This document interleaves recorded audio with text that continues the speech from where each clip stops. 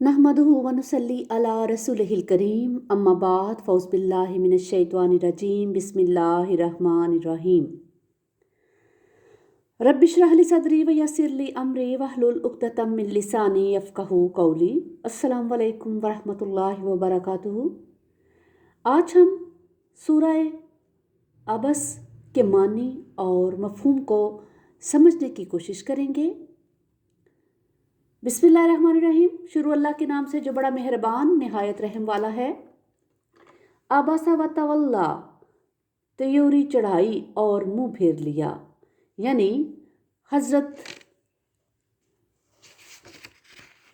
جو نبینا تھے، ایک صحابی، ان کا نام تھا عبداللہ بن ام مکتوم رضی اللہ تعالیٰ عنہ۔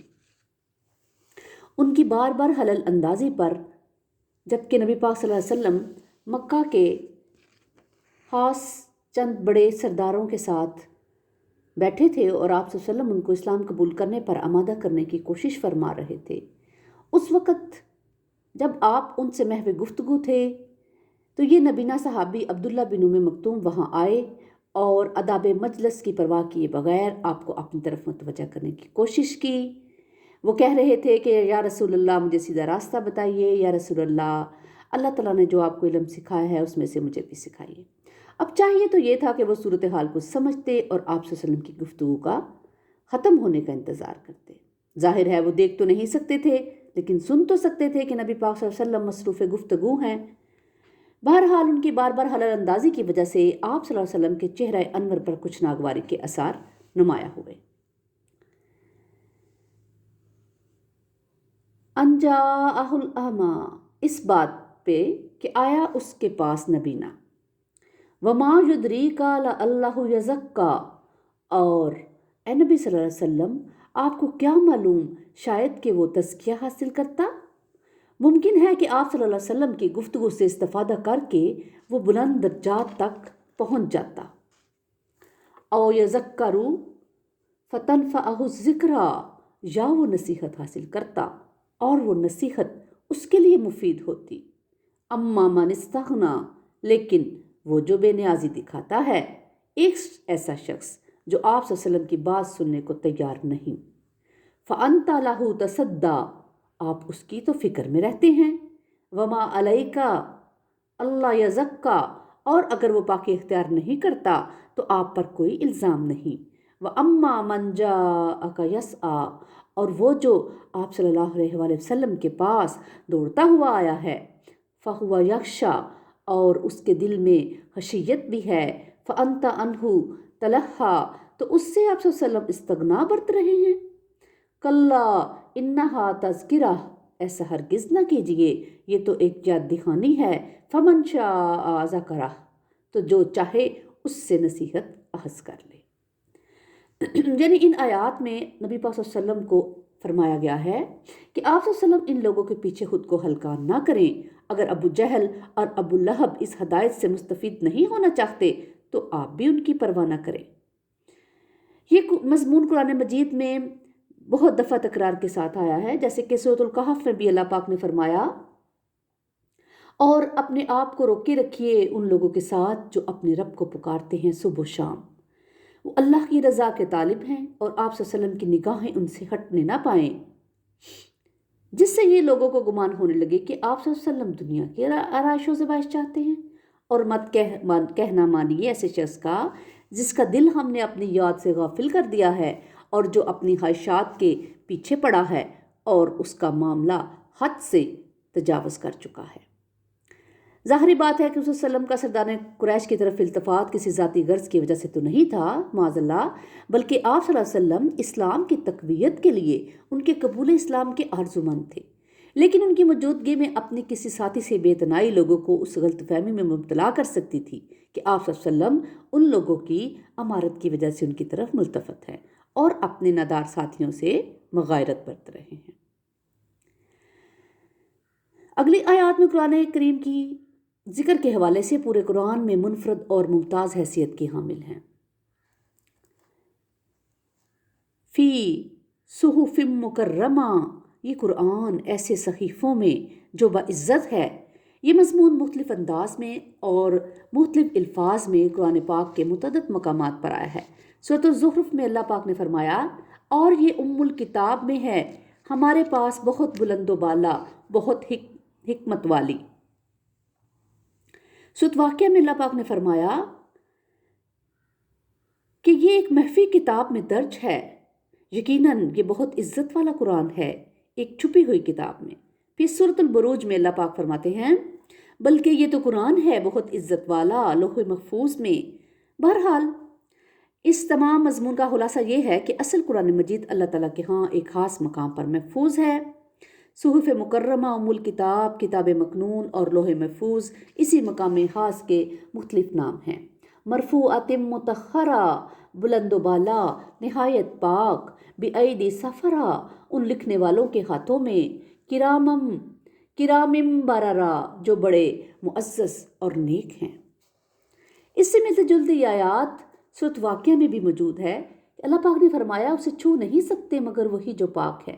مراد یہ کہ قرآن مجید کا مقام بہت بلند ہے۔ تو اے نبی صلی اللہ علیہ وآلہ وسلم، آپ قرآن مجید کے مقام اور مرتبے کو ملحوظ خاطر رکھتے ہوئے ان لوگوں سے معاملہ کیجیے، اور جو شخص قرآن مجید سے اعراض کرتا ہے آپ بھی اس کو منہ نہ لگائیے۔ ان کے مقابلے میں آپ زیادہ توجہ ان لوگوں پر دیجیے جو ہدایت کی تلاش میں آپ کے پاس چل کر خود آتے ہیں۔ قتل الانسان ما اکفرا، ہلاک ہو جائے انسان، یہ کس قدر ناشکرا ہے۔ من ای شیء خلقہ، ذرا سوچئے کہ کس چیز سے اللہ نے اسے پیدا کیا ہے۔ من نطفہ، ایک بوند سے، خلقہ فقدرہ، اس نے اسے پیدا کیا اور اس کا ایک اندازہ مقرر کر دیا۔ اب اندازے سے مراد یہاں ہر انسان کا شاکلہ ہے، جس کا ذکر سورہ بنی اسرائیل کی آیت نمبر 84 میں آیا ہے کہ انسان کا شاکلہ دراصل اس کی فطری یا جبلی خصوصیات اور اس کے ماحول کے اس کی شخصیت پر مرتب ہونے والے اثرات کے مجموعے سے تشکیل پاتا ہے۔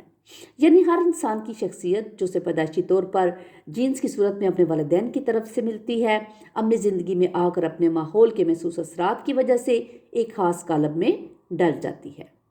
انسانی شخصیت کی اسی قالب کو اس انسان کا شاکلہ کہا جائے گا۔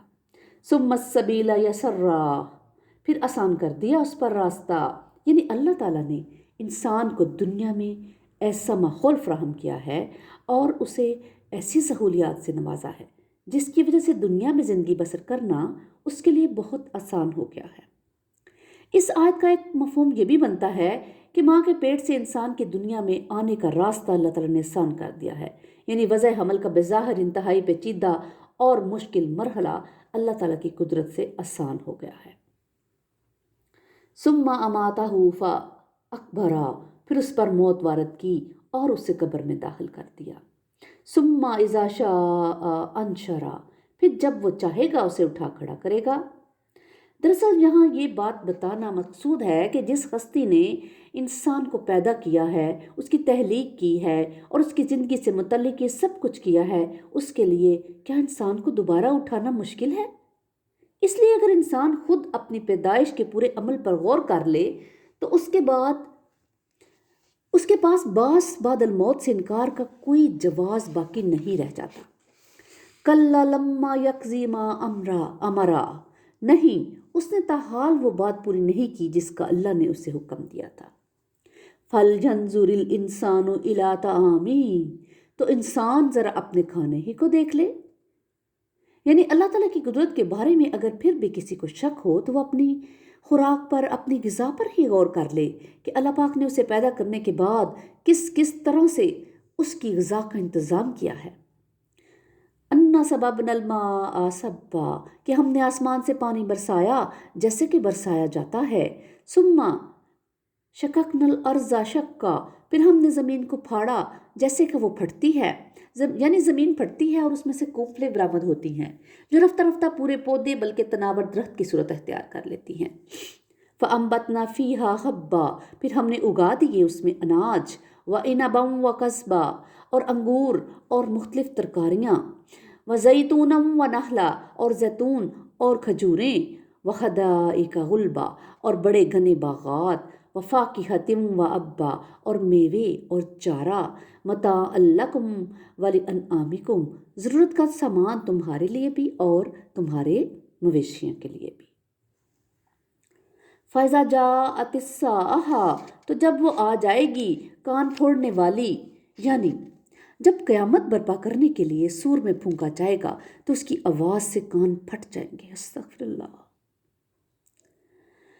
اس آیت کی مشابہت سورۃ النازعات کی اس آیت میں بھی ہے کہ پھر جب وہ آ جائے گا بڑا ہنگامہ، یوم یفر المرء من اخیہ، اس دن بھاگے گا انسان اپنے بھائی سے، وامہ وابیہ، اور اپنی ماں سے اور اپنے باپ سے، وصاحبتہ وبنیہ، اور اپنی بیوی سے اور اپنے بیٹوں سے، لکل امرئ منہم یومئذ شان یغنیہ، اس دن ان میں سے ہر شخص کو ایسی فکر لاحق ہو جائے گی جو اسے ہر ایک سے بے پرواہ کر دے گی۔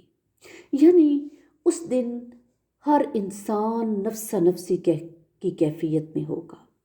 ہر انسان کو اپنی پڑی ہوگی کہ میں بچ جاؤں، مجھے جنت مل جائے، میں جہنم سے بچ جاؤں۔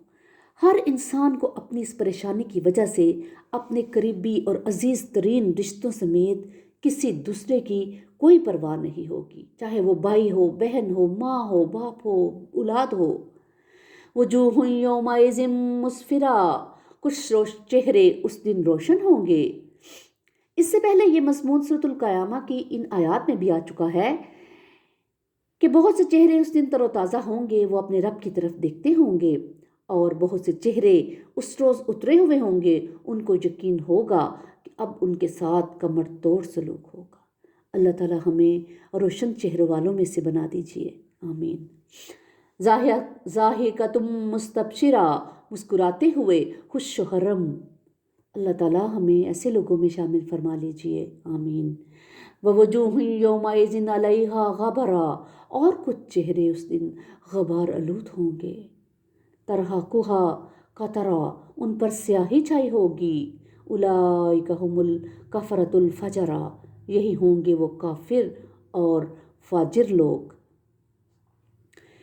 یعنی یہ وہی لوگ ہوں گے جو دنیا میں اپنے نفس کے تقاضے پورے کرنے کے لیے اللہ تعالیٰ کی مقرر کردہ حدود کو بھی لائق اعتنا نہیں سمجھتے تھے۔ اللہ تعالیٰ ہمیں اپنے نیک اور فرمانبردار بندوں میں شامل فرما لے، اور اللہ تعالیٰ ہمیں اور ہماری اولاد کو ان روشن چہروں میں شامل فرما لے۔ اللہ تعالیٰ ہمیں قرآن پاک کو سمجھنے کی، پڑھنے کی اور اس پر عمل کرنے کی توفیق عطا فرمائے۔ ربنا تقبل منا انک انت السمیع العلیم وتب علینا انک انت التواب الرحیم۔ سبحان ربک رب العزۃ عما یصفون وسلام علی المرسلین والحمد للہ رب العالمین۔ سبحانک اللہم وبحمدک، اشہد ان لا الہ الا انت، استغفرک واتوب الیک۔